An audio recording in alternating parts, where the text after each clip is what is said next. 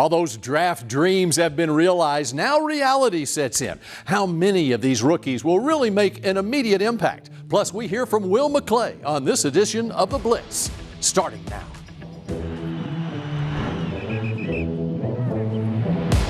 Pops out to the right, breaks a tackle. They blitz it. Prescott throws it down the right side for Lamb. Caught it!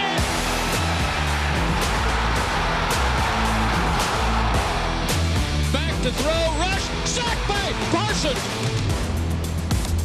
Heaves it deep down the left side for Gallup. He's got it. Touchdown!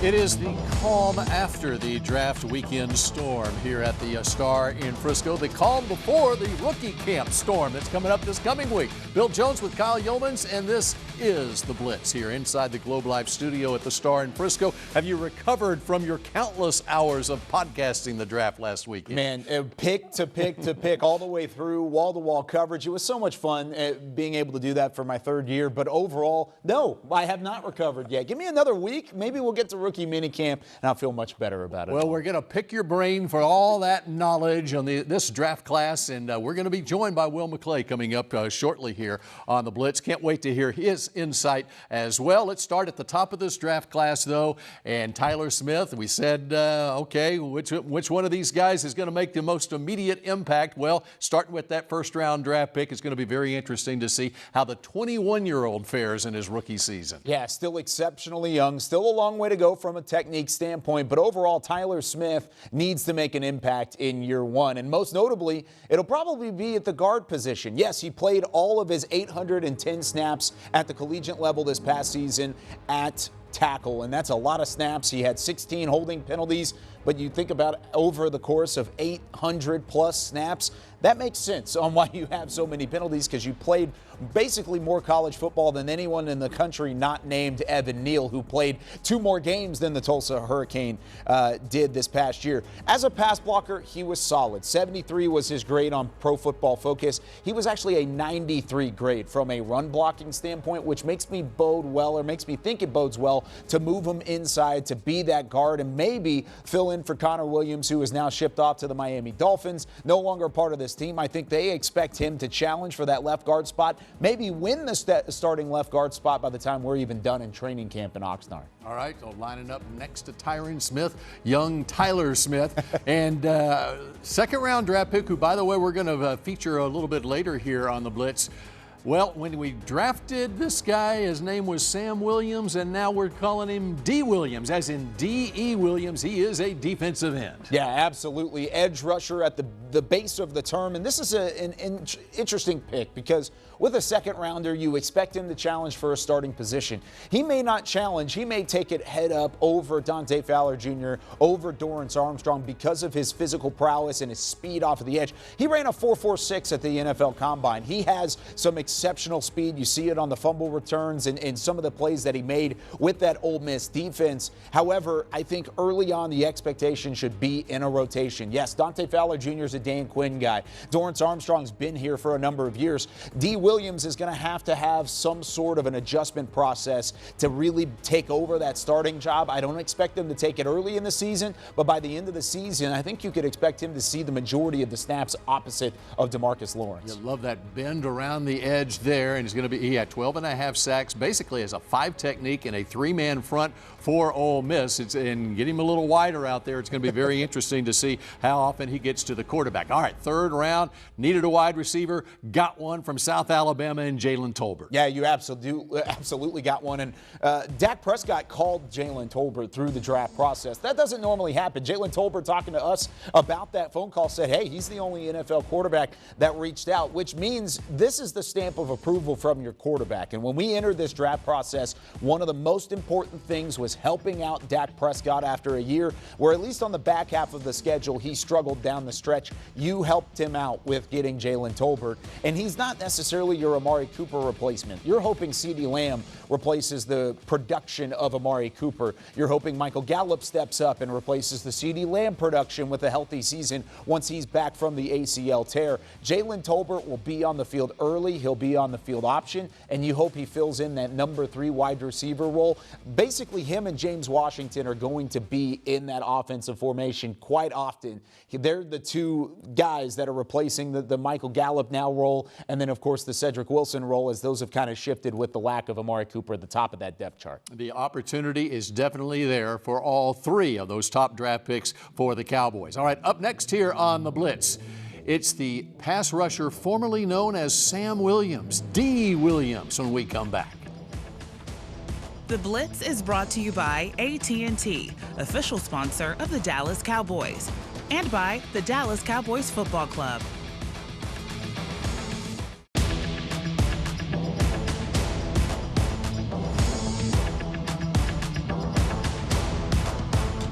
This segment is brought to you by AT&T, official sponsor of the Dallas Cowboys.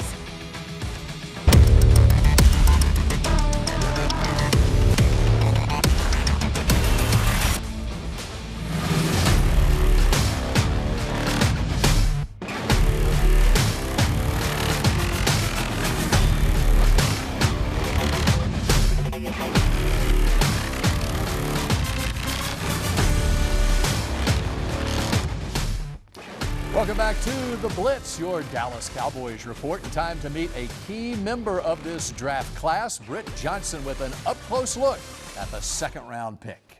Thanks so much, Bill. Britt Johnson here. The Dallas Cowboys kicked off day 2 of the NFL draft by selecting Sam Williams, edge out of Ole Miss, with the 56th overall pick.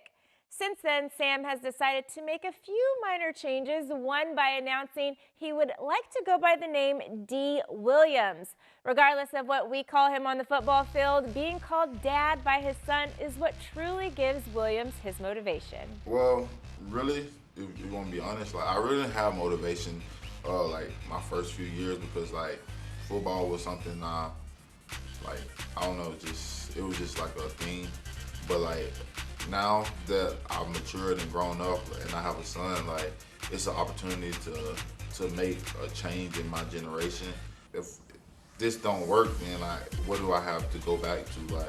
So I just try to make the best of my opportunity because I know I can be one of the greats. D. Williams was one of 3 Cowboys draft picks who headed to Dallas during the offseason for a 30 visit. And let's just say Williams is blessed to be with the Cowboys.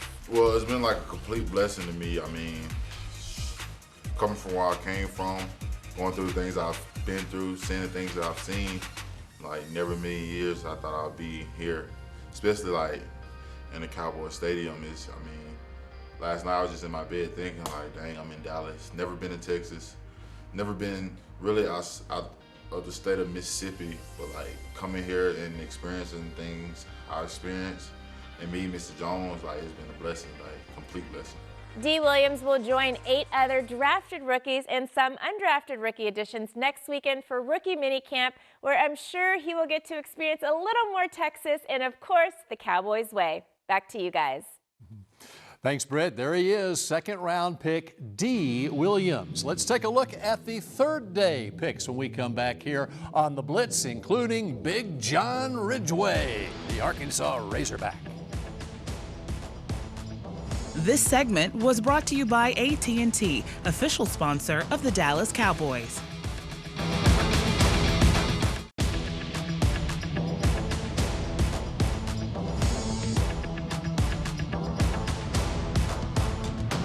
Welcome back to the Blitz. Bill Jones with Kyle Yeomans as we take a look at some of those day 3 picks that the Cowboys made a week ago. And let's start in the 4th round. Cowboys with an obvious need at tight end with the injury and the release of Blake Jarwin. A second tight end to pair with Dalton Schultz, who's playing on that franchise tag this year. And out of Wisconsin, Jake Ferguson. He should get an opportunity to see the playing field quite a bit this year. I would expect that as well, and I think he'll be the backup tight end to Dalton Schultz. And of course, like you said, with Blake Jarwin not being available, this is your replacement for Blake Jarwin. He may be your future replacement for Dalton Schultz down the line should things continue in the same way that they are, because you look at the skill sets, they match up very nicely with each other. He's a reliable receiver. He led Wisconsin in receptions with 43 during his senior year. He was one of the highest touted tight end recruits in the history of that program, maybe even in the history of the Big Ten when he was coming out of high school. Struggled to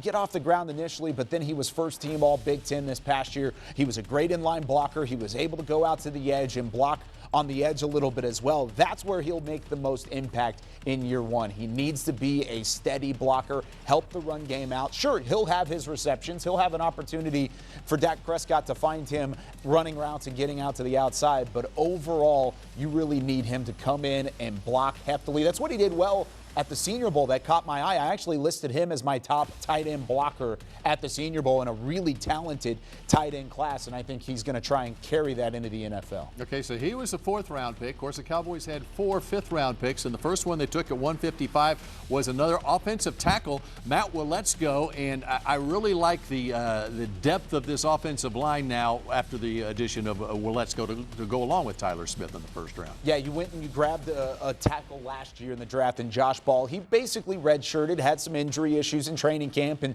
never got a chance to get on the active roster throughout the season.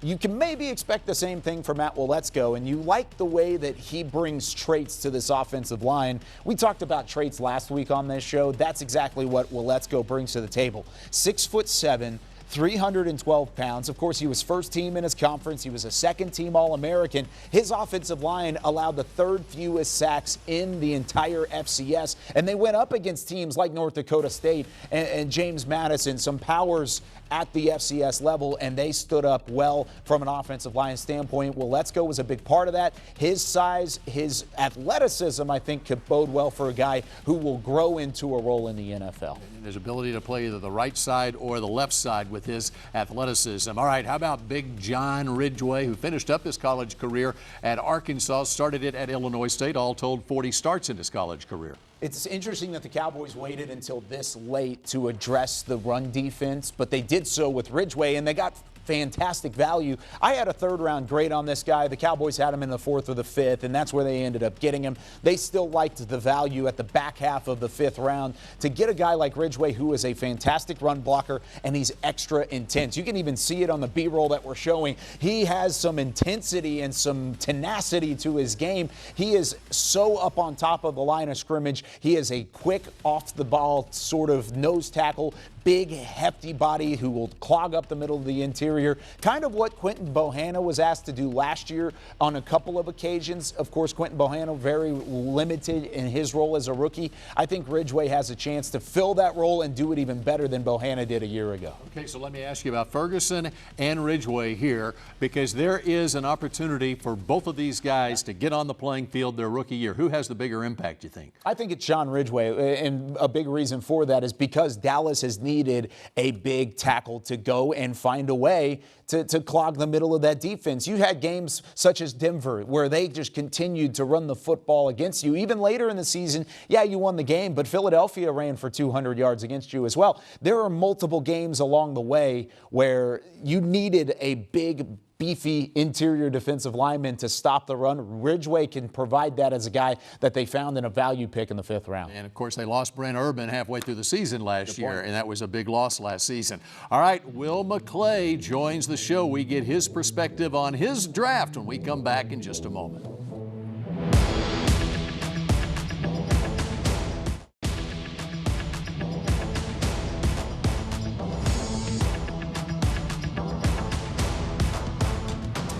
The Blitz continues as we take an up-close look at this Cowboys draft class for 2022. And how about the man behind this draft?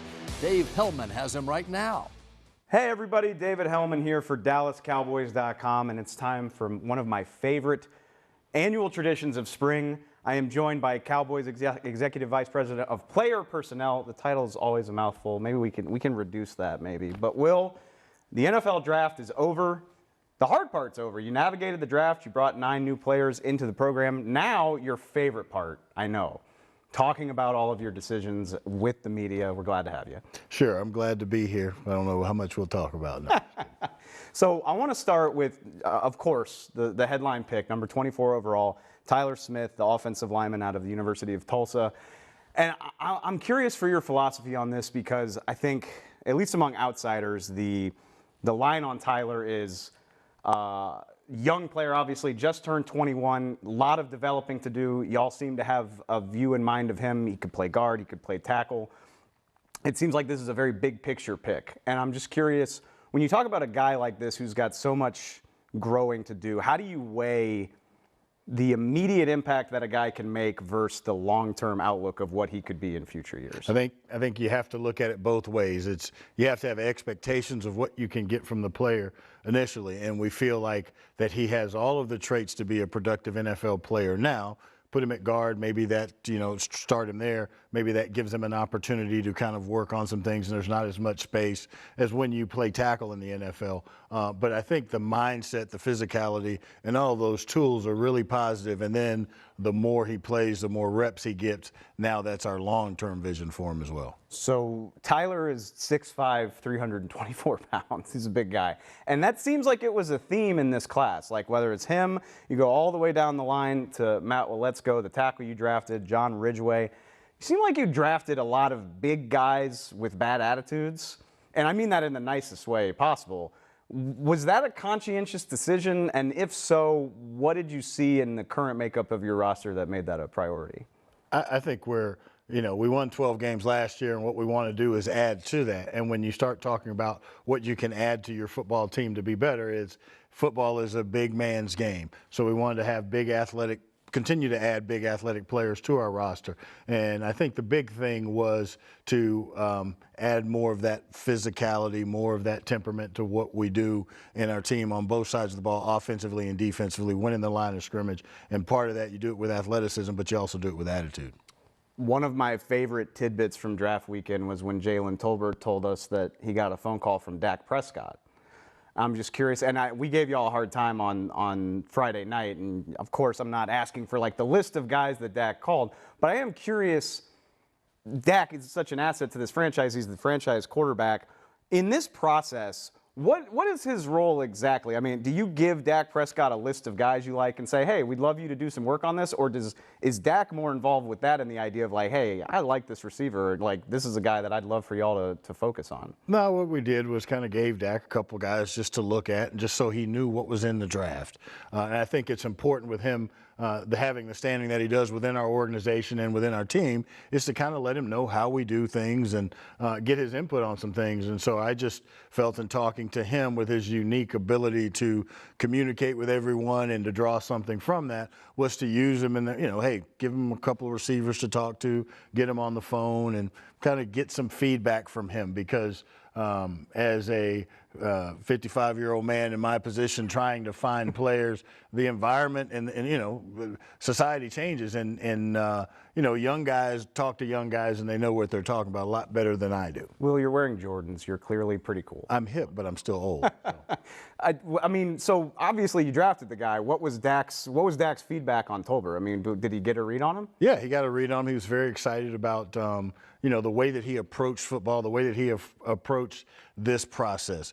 Who's to say what's going to happen when he gets on the field with us, but you look for the preparation, the mindset going through this. It's a job interview with 32 teams, and Jalen came, he was well focused. He knew what he was all about. He knew what he was good at. He knew what he had to work on. And I think that feedback and conversation with the quarterback gives him, a little bit of leg up because they clicked at that point in that conversation. Cowboys rookies hit the field next weekend. I'm very excited, as always, to see what we got in those guys. Will, thank you so much for joining us, man.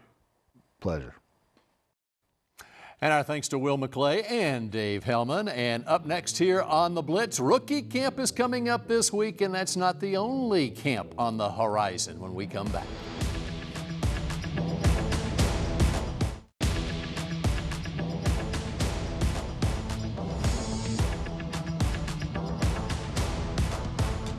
The Blitz was brought to you by AT&T, official sponsor of the Dallas Cowboys, and by the Dallas Cowboys Football Club.